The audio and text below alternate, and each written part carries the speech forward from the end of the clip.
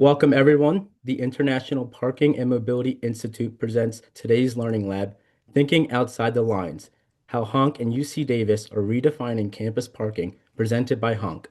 My name is Tyler Perkins, and I'm the Communications Coordinator for IPMI.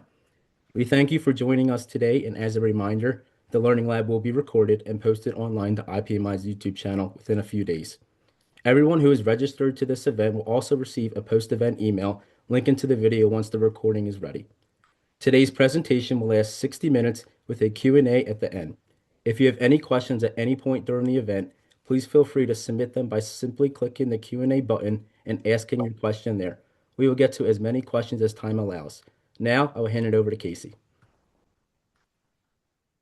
Hi, everyone. Thank you so much for joining us today. Greatly appreciate your time. We are here to present Thinking Outside the Lines, how HONK and UC Davis are redefining campus parking. We have a great panel here today. I'm just kind of secondary to the other people who really got this whole program up and running, and we're really excited to share all of our thoughts with you. We've got Linda and myself and Erin and Mia, who's also from HONK, on the panel with us today. Here we go. All right, so this is the agenda that we are going to walk through. The first thing will be I'll give you a little bit of background on HONK. I'll keep it short and sweet. Then we're going to get to UC Davis campus and parking. We'll kind of walk through their solution, what they're doing there. Some really interesting novel parking operations coming out of UC Davis. Then we're going to do a little bit of an interview, UC Davis's experience and some lessons learned. And then at the end, we'll do a Q&A for everybody. All right, so just to give you a little bit of background on HONK, we've been up and running for 12 and a half years now, coming up, I guess, soon on 13. My goodness, it's been a long time. We simplify how the world pays for parking. So with flexible software-first technology, easy to run, easy to use, and really truly backed by a hands-on support from launch to day-to-day operations. One thing I always brag about when I'm talking about HONK is our team. We just have this way about really kind of everyone getting their hands super dirty and really digging in and supporting our customers every step of the way. I'm always really proud of that. About 50 million plus transactions processed. Our headquarters are in Baltimore. We've got about 10,000 plus locations. And then really sort of the idea of what we do, the crux of what we do is all these, anything having to do with parking payments. So you've got your daily parking manager, your permit manager, validation manager. Daily parking would be, the idea of using an app, a QR code, text to pay. Permit manager, so any style of permit, whether it be a week-long permit, a daily permit, which is actually something we do with UC Davis, or subscription-based permits, again, monthlies, validation manager, so merchant validations, promo codes. That's a very deep, amazing process that we work with validations. And then lastly, our RSVP manager, which is HONK's version of reservations. Just to give you a little snapshot of some people that we work with, leading higher education institutions, colleges and universities across North America. We host thousands of events and we park millions of people every year through HONK. We love working with our higher ed. Honestly, when we first got into this business, it was very evident that obviously the students were able to launch into technology a lot quicker than some other people. So it was just an easy place for us to hang our hat. And over the last 12 years, we've really built out this vertical, and we're really proud of everyone that we work with. And I would say a huge chunk of what we've done and what we've built has been because of our universities and our colleges and how much they've given back to us in terms of feedback and growing and expanding our operations. So this is just a sampling of some of the people, and we're very proud to work with all these logos. All right, I am going to hand this over to Linda. She's going to give us some background on UC Davis and what has really transpired at UC Davis over the years. I know a lot of people on this call will have heard over the years, Perry famously talked about a lot of what was going on there, but it's novel and unique in terms of higher education and parking on campus. So take it away, Linda. Thank you, Casey. Appreciate it. So a lot of you may have heard this already, but certainly just to recap, we're not the biggest university, we're not the smallest. We're about 40,000 students, trending closer to 45,000 students these days. On top of that, we have another 10,000 or so staff and faculty coming to our campus, and our campus is sprawling. So the main campus is 7,000 acres, but we have thousands more acres spread over two counties. Actually, we are sandwiched in between San Francisco, California, and Sacramento, California, and we're basically at sea level and all flat. What that made possible starting in the 1960s is we were set up as a bicycle town. Our campus is so sprawling that it was very hard for students to get from one class to another on time. So they started bicycling. We were the first city in the United States to have bicycle lanes. And now basically every inch of our city and campus have bicycle lanes. Go Aggies. Thank you, Christy. I do want to correct the bottom left-hand corner. It says we average 2,300 bicycles a day. That's a zero off. We average 23,000 bicycles a day on Oh campus. my God. That's a big zero. Yeah, that's a big zero. So 10x that. And bikes or scooters, of course, have come in and taken a part of that share.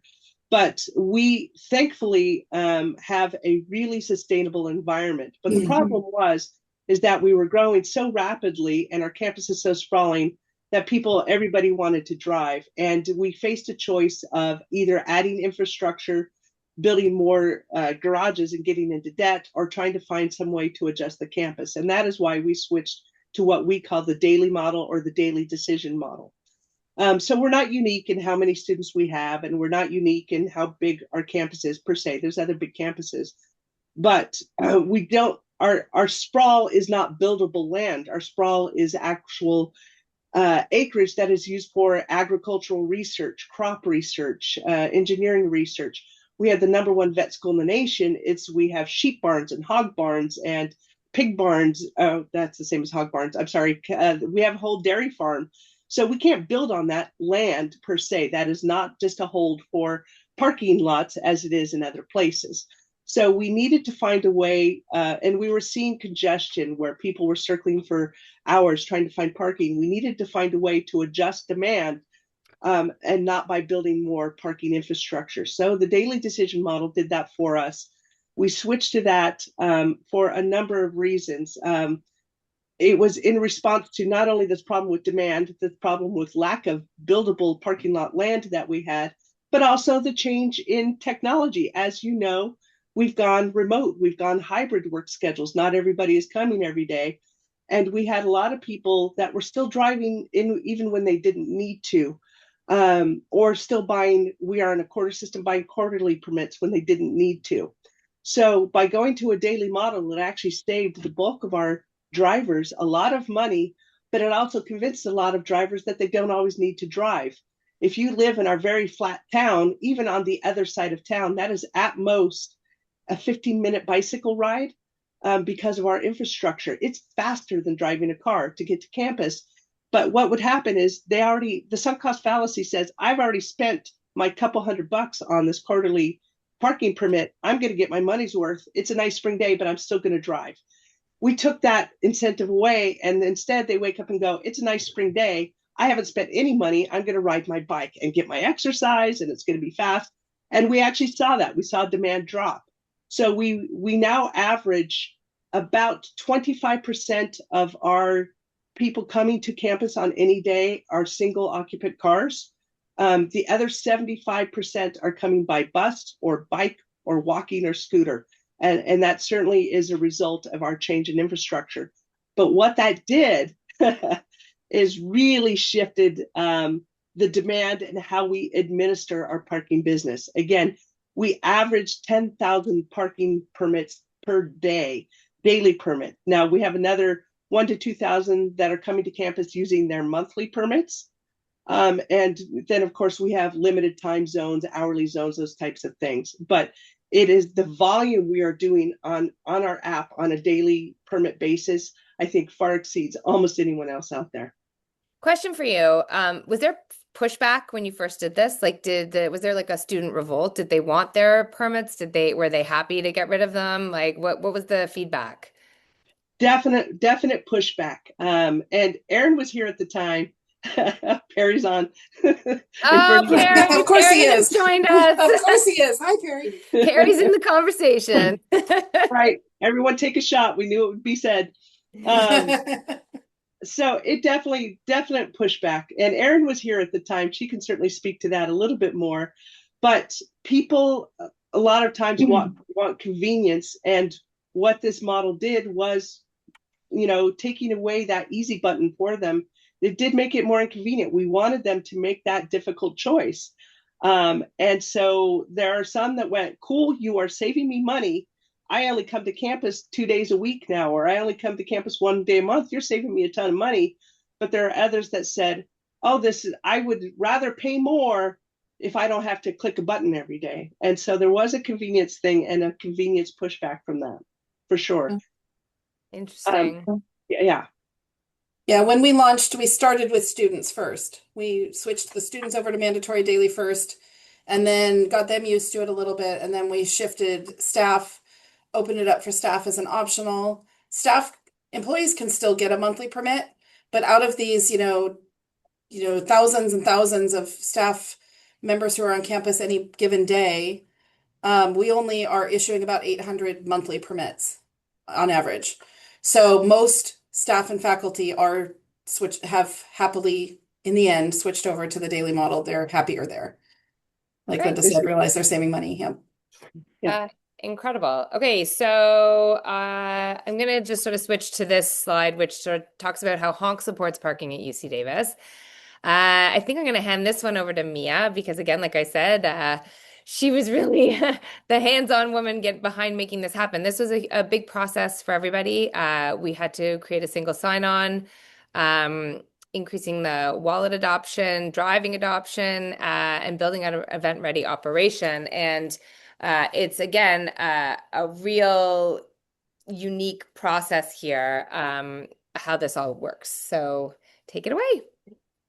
So yes, we came into UC Davis because there was a need that was identified more than almost 2 years ago now. I think we started planning in November of 2024 in terms of what this was going to look like. UC Davis, as you've all heard, had a very robust program that included their daily choice, but they also had a need for different groups of affiliates and non-affiliates to pay different rates. So daily choice really means daily choice in terms of what you actually pay is dependent on your affiliation to the university. So we were able to, with a ton of planning and group support, we were able to plan out a really robust system that allows users to log in using a single sign-on, using their own internal sort of CAS login system that identifies what type of affiliate you are, and then directs you, or you get directed to the appropriate rate type for your affiliation. And this goes all the way down to whether or not you are in or outside of contract with the unions at the university. And we'll show in a couple seconds about what that actually looks like to the user. Oh, it's okay. You don't need to see my face. Look at this screen. Oh, JJ's being nice. He wants to see Mia's face. Increasing digital wallet adoption, one of the reasons why. I don't want to speak for Linda and Perry and Aaron, but one of the reasons why they chose to bring us on was the availability of parking payments that HONK offers. Some of our other competitors do not allow for digital wallets to be used. And what we've noticed is in coming onto campus is like, I haven't looked at the latest numbers, but it's somewhere around 50 to 60% of users are actually using, if not higher, are using digital wallets like Apple Pay and Google Pay, as opposed to manually adding a credit card into the app or using the guest checkout. They can also use, obviously, the digital wallets in the guest checkout as well. Driving adoption and the rollout strategy was absolutely key. This is still ongoing. Absolutely. When we come in as either a secondary or tertiary sort of member of the squad, we have our work cut out for us in terms of moving people over. So there was a very coordinated attempt by both us as well as UC Davis. Their comms team was fantastic in terms of letting people know what the benefits of HONK are and why they actually brought us onto campus. There was a whole communication strategy around this. We have obviously developed signage around it so people can see their options when they actually pull into their spot and have a choice. So choice really does prevail across UC Davis. And it's always a challenge to pull somebody away from a current provider. Like sometimes people just do what they know. So we wanted to give them the best opportunity to have the easiest sort of flow if they wanted it. And we're still working at that, which is great. And then building an event-ready operation that was identified sort of midway down the implementation path. It was sort of discovered that our event system, our event rate system, is really easy to use and was just able to be plugged in. Sorry. We're able to set event rates well in advance, like years in advance if we want to. If you know the schedule of your events, you can actually plug them into all of the zones whenever you need to. We can bulk upload them for you. Very easy to use, and it just automatically overtakes the regular rates that are offered on a daily basis and turns on when you tell it to turn on and turns off when you tell it to turn off. So there's no more scrambling around on a Saturday morning before a football game, changing your rates during an event. Great. I'm sorry you can't see, you couldn't see me there. Can you? Oh, yeah, it's weird. I don't know. All right. So we've got some questions that we wanted to go through here. I'm going to get the team talking about these. So UC Davis has moved away from long-term permits like we've discussed. You've got daily choice. I actually love that term. People pay different daily rates based on where they park, obviously, and their role on campus. So like Mia was explaining how we did the single sign-on. So it's based on your role and where you park. With that in mind, why don't you guys walk us through what day-to-day parking looks like at UC Davis now? I think maybe even from the Parker perspective. Sure. So real quick, our parking varies. We don't vary the rate by the affiliate status. We vary where they're allowed to park by affiliate status. So for example, and then of course the prices follow that. And that leads to some problems that HONK has helped us solve. So let me explain that a little bit. For example, if our closest in lots or our most, closest to the core lots are our A lots, those are reserved for staff and faculty. And the way we used to check that was by email address. And just like the old days when you have physical hang tags, right, or paper permits, people would love to pass those around. And we found with other, unfortunately, some other apps, people were happy to pass their email address around, sort of like your Netflix login. Oh, let's all share it. And students that aren't supposed to be parking in close could go ahead and use their professor's email address or something, I don't know, and park in close. And so we were having a real problem in locking that down and trying to prevent those things. We also have, for example, campus residents. We don't want our campus residents to bring a car. Again, you're on campus very close to most amenities in a flat sea level town. Please walk or ride a bike, don't bring a car. Therefore, you campus residents will pay the visitor rate, what is the equivalent of the visitor or non-affiliate rate. It's a non-discounted rate for parking. It's very expensive. Some people don't like that answer. They want to bring a car and they want it to pay cheap. So they will borrow credentials, if you will. So HONK switched us over to a system that made it much more difficult. So day-to-day parking, and Erin could tell you a little bit, I think most of you have experienced this or may still be living through this, of how it used to be. Erin? The olden days, the before times. Um, 90s. I'm obsessed with the 90s right now because of the love story, JFK's thing. yes, But the 90s right yes. now, so we can just talk about those olden days. Okay. They're olden now too, which is the sad part because I'm even older than that. Um, so yeah, before virtual permits, before daily choice, we had a lot of the same, issues that we were kind of dealing with, as most universities do. Demand would have these peaks and valleys at the starts of the quarters, the start of the month. We would have lines literally out the door to the parking structure. At the start of each quarter, people lined up to buy their hang tag permit. Um, you know, um,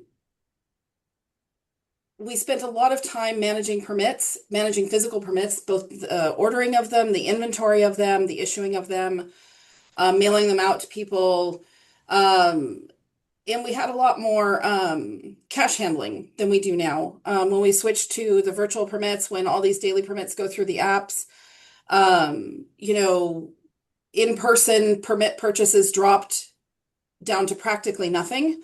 We have very little in-person traffic to the office anymore. Um, and we don't have the cash handling that we used to have. We used to have a whole room dedicated to permit, money reconciliation, bill counters, coin counters, the safe, the armored car transport, all of that. Um, and got rid of all of that. We do very little cash business anymore. Um, no longer need to manage change funds, things like that. So, this move to virtual and permits was a huge change for us. Saved a bunch of money on permit orders. I don't know if other universities had orders like ours. We'd spend over $50,000 a year ordering physical permits that we got rid of. Um, you know, Cash in the lane for event permit sales, which we got rid of, which was huge and wonderful. Being able to use the parking in the apps has been a game changer for events. Um, so yeah, that's about Yeah. it.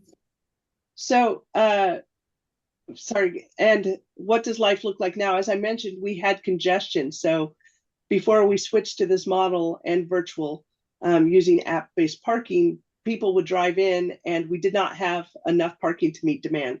So people would Yeah. circle for an hour or two, they would miss their class, they would go home, they'd be angry.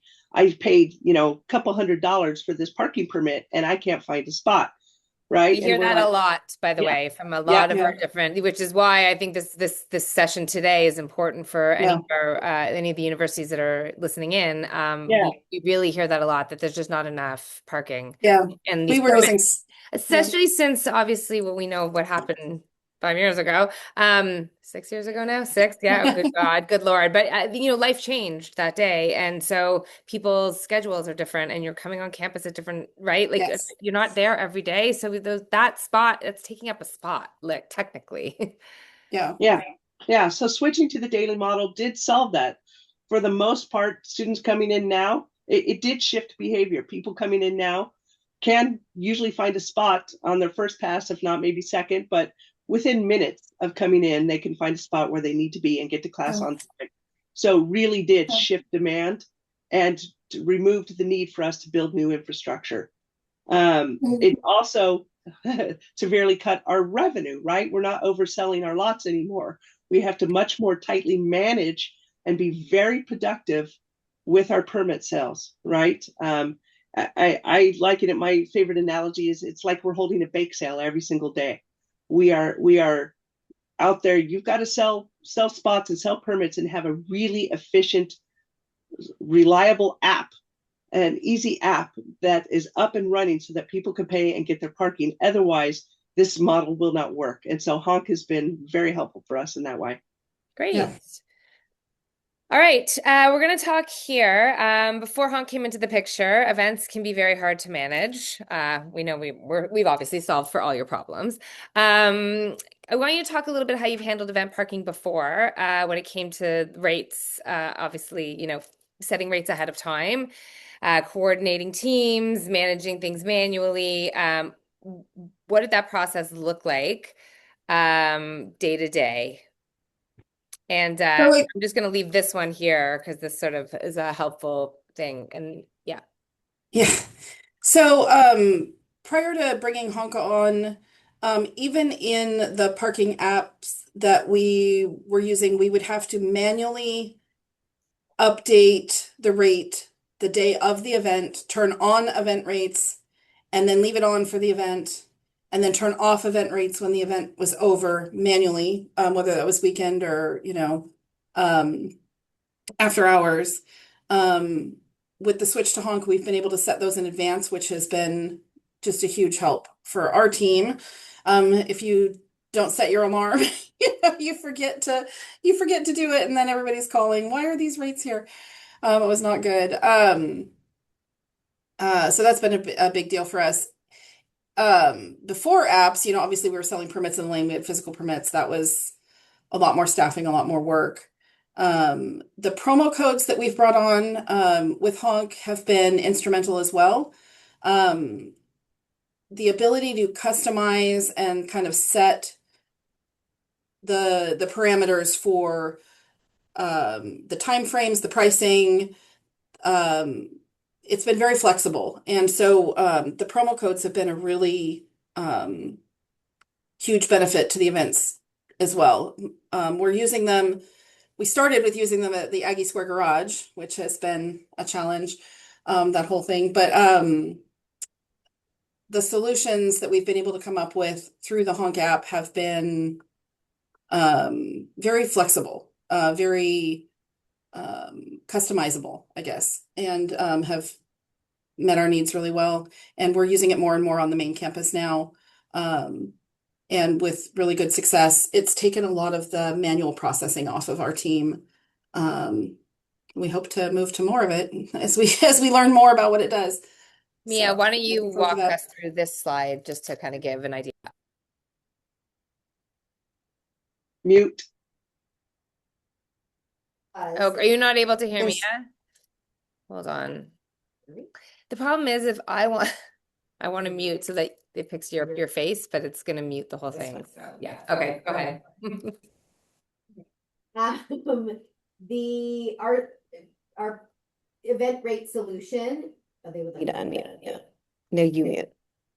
Okay, there you go. Can you hear her? Can you hear me now? Thumbs up. Great.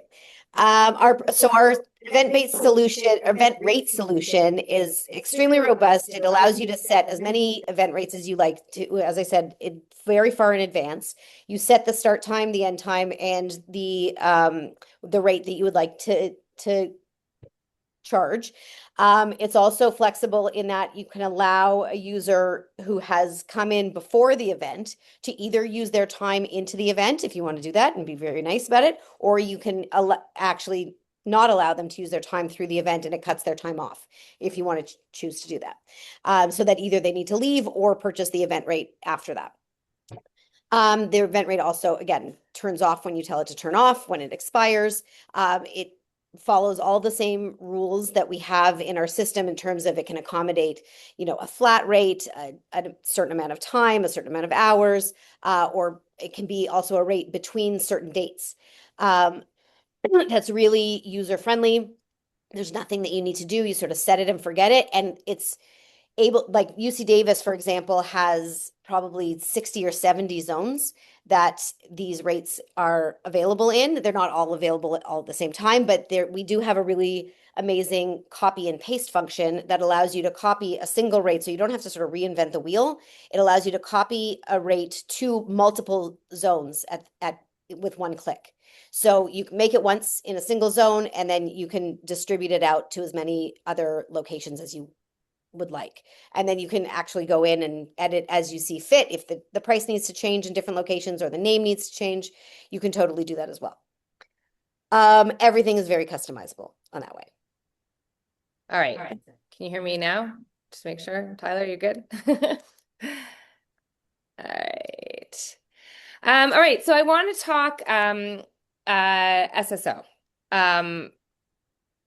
What we show here, people are often really comfortable sharing things like their streaming services with one another, although I think they're trying to shut that down now, your logins, but you're much less likely to share your credentials that are tied to something more personal or secure, like your campus or banking access.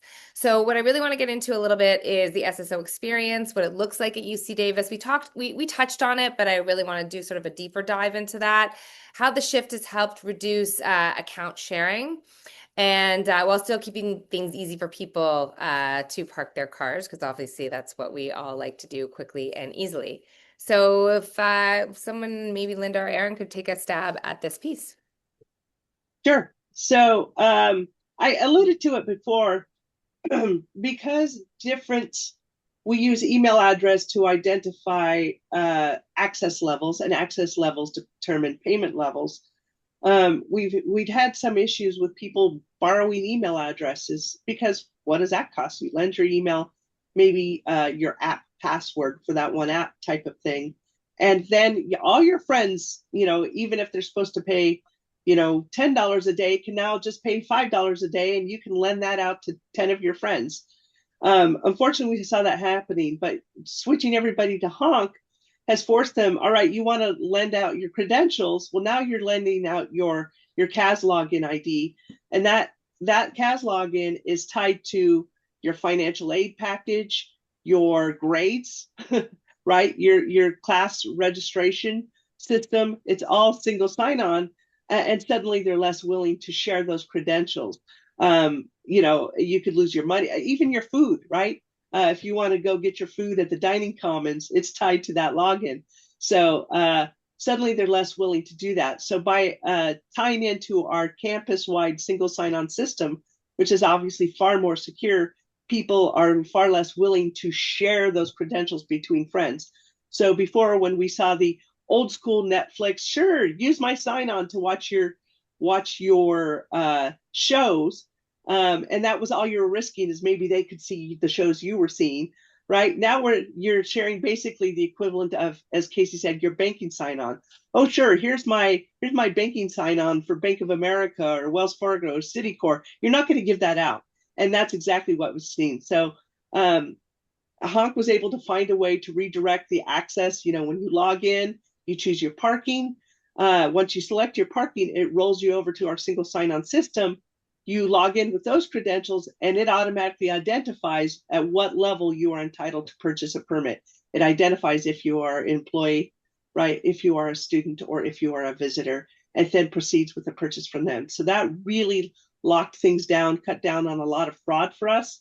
We're super grateful. They were the first and only ones able to figure that out. And I think that's incredibly valuable going forward, enabling to ensure that you're getting the right people purchasing in the right slots.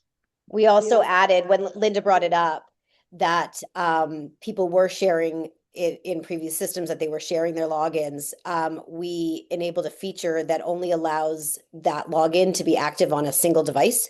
So if they do share their login, they actually are losing their own login to the system. So they're basically giving away their own parking, if that's the case. Okay.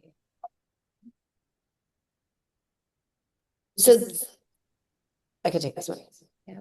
This is what the system looks like to the user when they come to campus and they decide where they're parking in any one of the zones at UC Davis are sort of bulk level umbrella type of zones, like in the C zone, and they're based on proximity and sort of favorite areas, I would say. You can correct me if I'm wrong, but there could be 20 or 30 or more individual parking lots in any one C zone, but C zone just sort of relates to the prices and the access that people can use with it. So if they notice that they're in a C zone, they'll launch the app and look for the zone ID that's on all the signage. That is, let's say, call it UCDC. And that signifies C zone. So the second screenshot here shows the sort of choices that they're given upon first entry into the app. Are you a student? Just identify yourself as what type of affiliation you have. Are you a student? Are you an employee that is within contract? Are you an employee outside of contract? Or are you a visitor? And if you're a visitor, it actually doesn't go to the CAS login. You just are sent to a location that, or a purchase page that has more expensive parking than the rest of the people. So you don't have to obviously log in, or you don't have to be an affiliate. And this program seems to work really, really nicely for everyone, because when you do choose that you are a student, you are then, or a faculty, you are hit only one time from the first time with your UC Davis login. You proceed to enter your username and password. And then it's sort of like a gate and a key. The CAS login is the gate, your password is the key, and your affiliation is the key. So if you've chose that you were a student and you're actually designated as an employee, you won't be allowed into the student rates.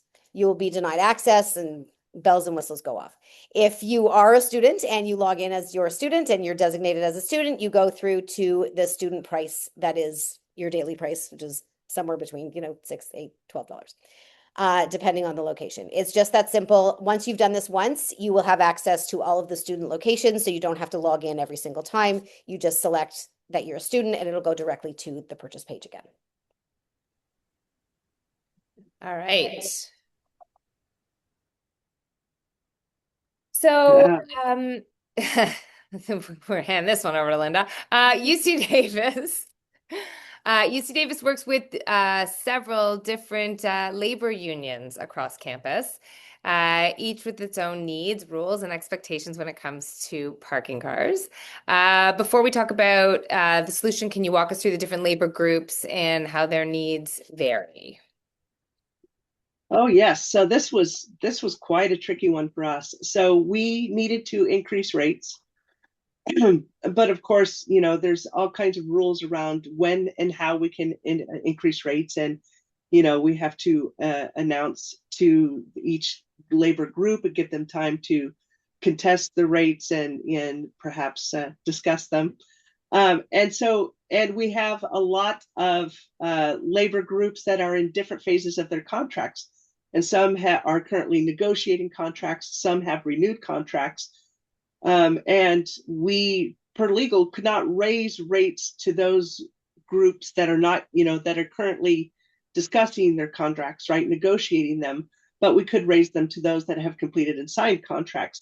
So that meant we suddenly had subsections of our staff and faculty, those 10,000 people, besides the students, they're all good.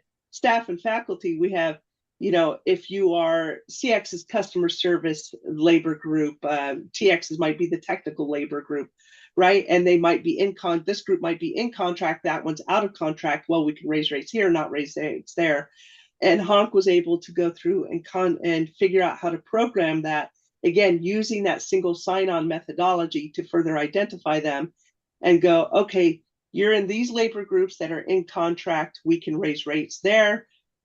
Versus you are not in the labor groups and you're currently in contract, your rates will stay here. And as contracts have completed, we then adjust and shift them in to the appropriate group. It's very complex. It is a constant moving target as groups. We have a lot of labor groups going in and out of contract, or contracts expire, and it's, there's a lot that we have to keep track, and they've been very nimble and able to adjust those groups in and out of represented or non-represented or in contract or out of contract parking groups.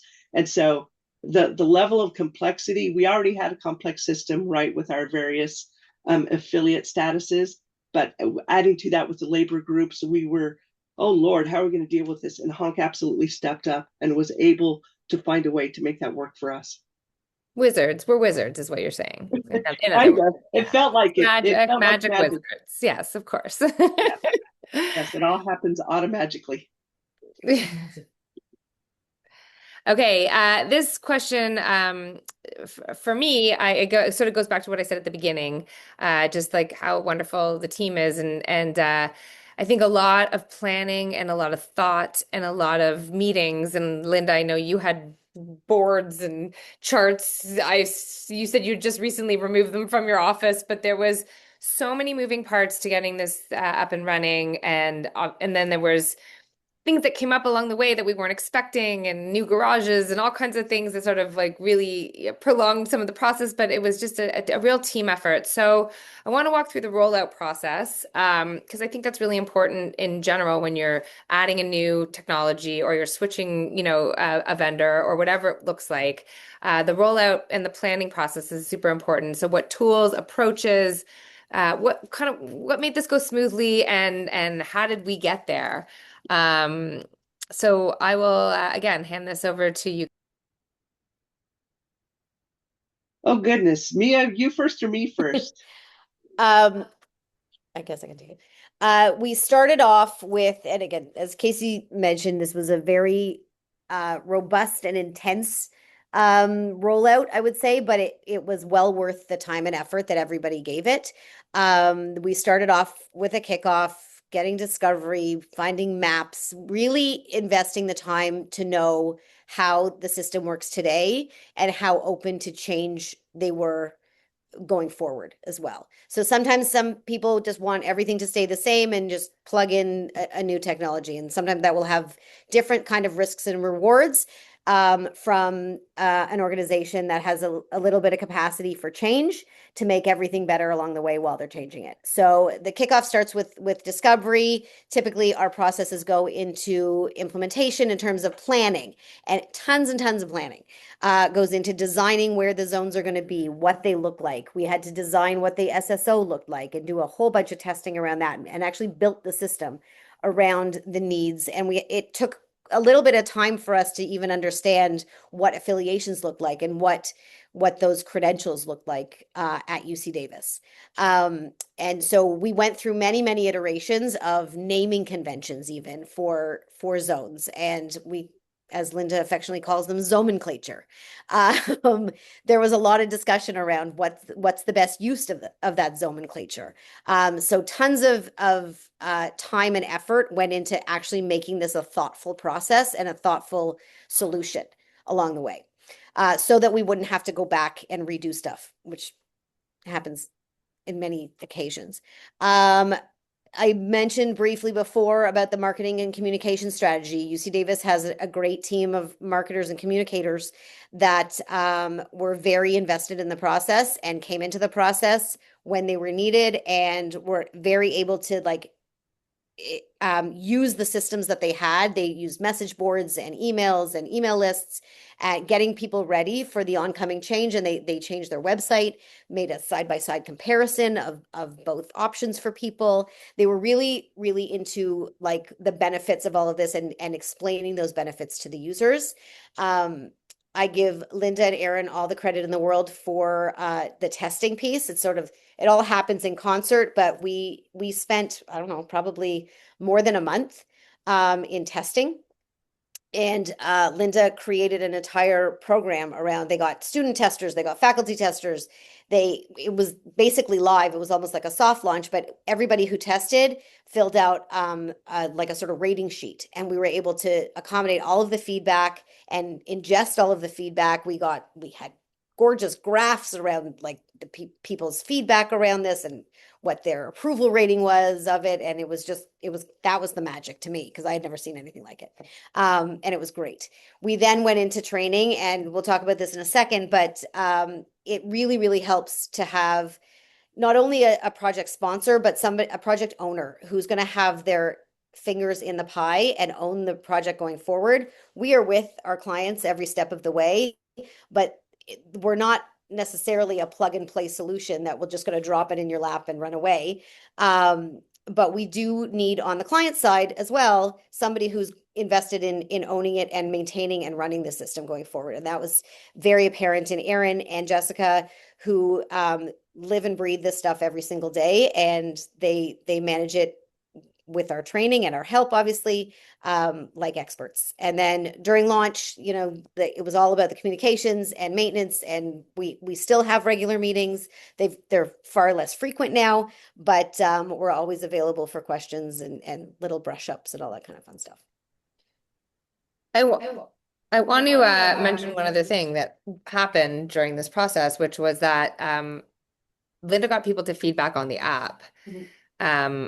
And that was for us as a company incredibly helpful. You know, they did a deep, you know, we're in it all day, every day, right? We have our app and we know what's in there and what people are using and whatever else. But their team went and did a deep dive and found some things that we were able to fix, some things that we could be doing better, some UI. Like there was just a lot that it was a real team effort. But what we got out of it in the end also was some amazing changes to the app, and we were super open to that. So it was a group effort to make this process super smooth, and everybody benefited in the end. They're like real focus Yeah. for us. All right, I'm gonna have this as the last question, because I want to leave a little bit of time. There's some Q&A, and I want to leave time for that. But if another campus were preparing for this change, what would you share? What was the biggest impact on your team operations? You know, if somebody got inspired from today and decided they wanted to go for it tomorrow, what do you think you'd share on that? Um, if I don't know who you're asking, but if I may go. I'm going to Linda or Aaron, one of you two. Yeah. So definitely, you need to allocate resources to make this project a success. So we did on our side. Of course, the resources, their involvement fluctuated depending on the part of the project. So it was great working with Honk and Mia, you know, and we identified at a very high level the whole project arc, right? We had, as Mia alluded to, we had sort of the, you know, you start with the first phase, the negotiations and planning, then you go to a kickoff phase, right, where you start working out scope and deliverables. But you have to actually have people go sit down and work with your vendor partner to map out the scope and kind of come up with the timeline. You have to have resources. The Honk can't do it for us. They don't have access to our systems. They don't know what our timing demands are. They don't know what our labor demands are. And so we had a full sketch out of the plan from start to finish, which we, for the most part, followed. You know, as I said, some things pop up and vary, but, you know, we went from the scoping into implementation. There's a lot of sub-steps in implementation, but we had resources allocated for implementation. We had some developers in our IT team for that. Aaron and Jessica, who's not with us today, but they're sort of my day-to-day customer service team that are in using the app type of thing. So bringing those in. And then for the testing phase, again, going and recruiting the resources necessary to do that. I used Microsoft Projects, which is great. I'm able to create a daily poll, which people could go do on online. Takes them a few minutes. All their poll answers are automatically uploaded into an Excel spreadsheet, which I could then send right over to Mia and team, and they responded to the poll feedback as they implemented. So if we saw defects, those defects were brought up on the poll. Mia and team could respond and fix the defect. You know, any UI UX comments and feedback, those came up on those, we were able to address. And then, yes, moving into the marketing, again, bringing in the marketing team, the marketing resources, identifying what resources we have. Do we want to use social media? Do we want to use mail lists? Do we want to use web? Or as we did, a combination of all of those. And then, of course, training and then the ongoing support. So all of it was mapped out start to finish. And I think on both sides, we did a really good job of allocating, not just having the plan, but then allocating the resources to make the plan actually happen. Otherwise, a plan just dangles in the air and nothing happens. Fantastic. I would say from our perspective too, like, you know, I've been with this department and with the university parking for a really long time, many years. And, you know, one thing that we found very valuable was, you know what you need to accomplish, you know what you want to do, but being open to how you get there. You know, Honk offers different solutions than other vendors that we'd worked with, different ways of accomplishing the things that we wanted to do. And by being open to hearing some of these different ideas and different processes, we've actually arrived at better solutions than we thought we were going to get. You know, just kind of using their expertise, you know, to kind of bring us a better solution. Staying flexible was a big part of what I think led to the success of the launch, personally. Flexible is a good one. Yes, you just don't know what's going to come up along the way, right? So you have to Exactly. be willing to pivot and change and grow and learn and all those things that come out of these massive launches that happen. Yep. Okay, I'm going to stop sharing my screen because I think we're done with the deck, and I'm going to move to some Q&A. There are some questions. Luke has lots of questions, which I love. So if anybody has any additional questions, we have about 10 minutes that we can answer for you now. But please put them in that Q&A section that's in, you should find that somewhere here. Okay, so Luke wants to know if students use only credit cards. Do employees have payroll deductions or just credit card pre-tax commute cards? So HONK has the ability to accept credit cards, but also Apple Pay and Google Pay. So actually, the majority of our users use Apple Pay by far is our largest segment, followed by Google Pay. Credit cards are not super distant, but a third option. They really like having that Apple Pay or Google Pay, Google Store option. It's very popular. 70%. We just pulled it up. 70%. Yeah. 70%. Yes. Okay. We do have a pre-tax program. But the way it works is the pre-tax program, you go in, you allocate funds, and those funds get loaded onto a pre-tax Visa card that is sent to you. They can then enter that Visa card into the app like they would any normal card. It is blocked. It is limited by merchant coding, so it can only be used for parking. And so they just load in that Visa card as they would with anyone, and then they're able to pay for parking using their pre-tax funds. All right, John Mark Lucas has a question, which is, what park system do you use? Are you gated, and how does enforcement work on campus?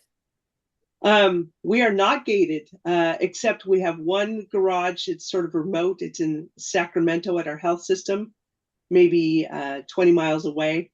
And so there is a system in place there, but for the most 99% of our campus, we are not gated. That's part of our complexity. So our enforcement, we are LPR based, and we have a great team that drives their beats and goes through does LPR scans and enforces that way, scanning. Hopefully our goal is always to drive compliance. We don't want to give out tickets if we don't have to, citations, but that's how it does. So unfortunately, we have found we only have 3 garages. The majority of our parking is surface lots. Gates are very hard. And again, with the sprawl we mentioned earlier, it's very hard for us to pull power and internet to be able to gate or monitor all those things. And again, we are largely a rural agricultural parking. There might be 2 spots at a greenhouse and 2 spots near a hog barn and 3 spots at the sheep barns types of things. So obviously gating isn't great. The hog barn is killing me. It's come up like 4 times. I'm obsessed with the hog barn. How do you discourage, this is a really good question. How do you discourage students and employees from saying they are visitors and not using SSO? That's actually, go ahead. Really easy at our campus. I was going to say, in our case, it's really easy. Pricing. The visitor price is $18 a day, and the students and employees pay a much lower affiliate rate. Students pay $5 a day for most of the parking they're eligible for. So cost. Well, it's huge. And do you charge a fee for event parking? We do. We do a lot of that through the apps. Affiliates get their usual affiliate rate through the single sign-on login. If they log in their normal way, they would get the cost that they would just to go to work or class, and visitors pay the visitor rate. All right. I think we've hit all the questions. Does anybody have any other questions that's on here? Just giving it a last up. That one more? Nope. We did that one. All right. I don't think there's any other questions for now. I'll just close it out, and you guys can have your final words as well. But thank you so much for joining us today. It was been a really wonderful experience. I actually got the privilege of going down to UC Davis a few weeks ago and hanging out with these lovely ladies. I mean, note that all these beautiful women on this call today.